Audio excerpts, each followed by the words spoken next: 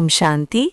आज हम 7/1/2026 की बाबा की मुरली के मधुर महावाक्यों पर मनन करने जा रहे हैं।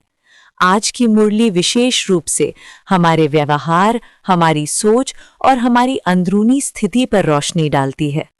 आज बाबा बहुत ही स्पष्ट शब्दों में हमें समझा रहे हैं कि संगम युग में एक आत्मा का सही आचरण क्या होना चाहिए।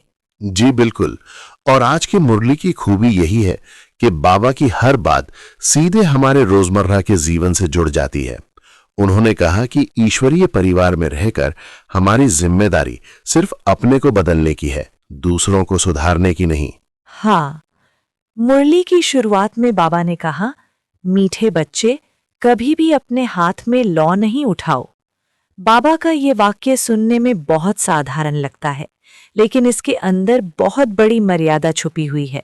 वाह, कितनी सुंदर बात कही है बाबा ने। हम बच्चों को बहुत प्यार से मीठे कहकर समझा रहे हैं कि जब भी हमें किसी की कोई गलती दिखाई दे तो हमें तुरंत जज नहीं बनना है। किसी की भूल निकालना, उसे सुधारना, ये अधिकार हमारे प्यारे बाबा ने बस अपने पास रखा है। वे हमें रोक नहीं रहे, बल्कि हमें सुरक्षित कर रहे हैं, क्योंकि जैसे ही हम अपने हाथ में लौ उठाते हैं, हम अनजाने में अपनी शांति, अपनी शक्ति और अपनी याद तीनों को खो बैठते हैं। आज तो बाबा ने एक बात बहुत ही अच्छी तुलना के साथ समझाई है। जैसे बाहरी दुनिया में सरकार किसी को भी अपने हाथ में कानून उठाने की अनुमति नहीं देती, क्योंकि ऐसा करने से पूरी व्यवस्था बिगड़ जाती है। उसी प्रकार ईश्वरीय परिवार में भी एक स्पष्ट मर्यादा है। यहाँ बच्चे आपस में एक दूसरे के जज नहीं बनते। किसी की भूल देखकर निर्णय सुनाना या उसे सुधारने बैठ जाना बच्चों का काम नहीं है। जी बिल्कुल। और बाबा ये तुलना इसीलिए करते हैं ताकि बच्चे बात को हल्के में ना लें। अगर हम जवाब में बोलने लगें, बहस करने लगें या सिखाने लगें, तो हम ईश्वरीय मर्यादा से बाहर चले जाते हैं और वहीं से माया को प्रवेश का मौका मिल जाता है। बाबा ये भी स्पष्ट करते हैं कि जब बच्चे गुस्सा करते हैं तो उसके पीछे मूल कारण देह अभिमान होता है। ये देह अभिमान कभी कभी ऊंची आवाज में नहीं, बल्कि मन के अंदर चलने वाले तर्कों में छुपा होता है। बाबा हमें कितनी गहराई से समझाते हैं ना। वे जानते हैं कि कई बार हम बाहर से शांत रहते हैं, लेकिन मन के अंदर फैसला सुना चुके होते हैं, और बाबा ने उसी स्थिति को तो आज की मुरली में उजागर किया है। सिर्फ इतना ही नहीं, बाबा ने यह भी समझाया कि माया कमजोर आत्माओं पर नहीं, बल्कि समर्थ और पहलवान बच्चों पर वार करती है। ये बात उन्होंने हम बच्चों को निराश करने के लिए नहीं कही, बल्कि हमें सचेत और सावधान करने के लिए कही है। क्या बात है! बाबा का ये वाक्य तो अपने आप में बहुत हौसला देने वाला है। इसका अर्थ ये है कि अगर किसी आत्मा को चुनौती मिल रही है तो वो आत्मा साधारण नहीं है। लेकिन साथ ही बाबा ये भी याद दिला रहे हैं कि परीक्षा में पास वही होता है जो याद और मर्यादा दोनों को संभाल कर चलता है। मुरली में आगे बाबा बहुत साफ शब्दों में एक और बात कहते हैं कि बच्चों को आपस में वाद विवाद में नहीं पड़ना चाहिए। बाबा जानते हैं कि जब आत्मा वाद विवाद में जाती है तो उद्देश्य सत्य को समझना नहीं रहता, बल्कि खुद को सही साबित करना बन जाता है। और यहीं से बात बहुत सूक्ष्म हो जाती है।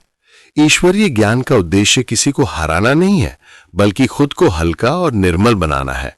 अगर ज्ञान सुनकर भी मन भारी हो जाए तो इसका अर्थ है कि ज्ञान अहंकार में चला गया। इतनी बड़ी बात बाबा ने कितनी आसानी से समझा दी। बाबा ने तो निंदा के विषय में भी हम बच्चों को बहुत सावधान किया है कि निंदा केवल बोलने से नहीं होती। निंदा तब भी होती है जब हम किसी के बारे में बार बार सोचते हैं और मन ही मन निर्णय सुना देते हैं। निंदा का सबसे पहला नुकसान आत्मा की याद पर पड़ता है। जैसे ही हम किसी और की कमजोरी में उलझते हैं, हमारी बुद्धि बाप से हट जाती है, और यही माया का सबसे बड़ा लाभ है। आज तो बाबा ने हमें ये भी याद दिलाया कि ये कोई साधारण समय नहीं है, ये संगम युग है, जहां हर आत्मा अपने भविष्य का निर्माण कर रही है। इस समय हम जैसा सोचते हैं, जैसा बोलते हैं और जैसा व्यवहार करते हैं, वही हमारे भाग्य की रेखा बन जाता है। जी बिल्कुल। बाबा का ये स्मरण कितना मूल्यवान है ना। वे हमें कभी डराते नहीं हैं, बहुत ही प्यार से हमारी जिम्मेदारी का एहसास करा देते हैं। हमें हर कर्म करने से पहले ये समझना कि ये कर्म हमें कहाँ ले जाएगा। बिल्कुल।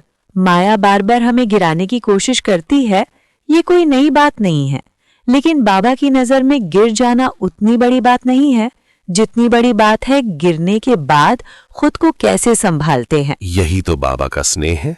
वे जानते हैं कि हम प्रयासशील हैं, इसलिए वे सिखाते हैं कि हर गिरावट के बाद याद और संकल्प को और पक्का कैसे करना है। और तो और बाबा मुरली में हम बच्चों को रिपोर्ट करने की भी विधि बताते हैं। अगर कुछ भी उलझन हो, अगर किसी के व्यवहार से मन डगमगाए, तो सामने कहने की आवश्यकता नहीं है। अच्छा, इसका मतलब तो ये हुआ कि हम सब कुछ बाबा को बता सकते हैं, क्योंकि वो सिर्फ सुनते नहीं है बल्कि आत्मा को हल्का भी कर देते हैं। यही ईश्वरीय न्याय है, जहां दंड नहीं समाधान मिलता है। जी बिल्कुल, कितनी सुंदर बात कही है ना बाबा ने।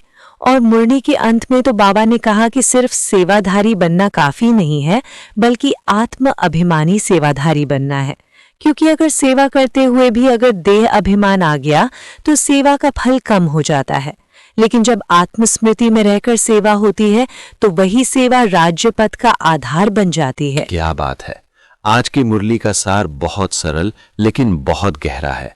हमें लॉ अपने हाथ में नहीं उठाना है। हमें ना किसी का जज बनना है, न किसी का सुधारक। हमें सिर्फ अपने को बाप के अनुसार निर्मल बनाना है। यही बाबा की आज की शिक्षा है और यही संगम युग का सही रास्ता है। ओम शांति। ओम शांति।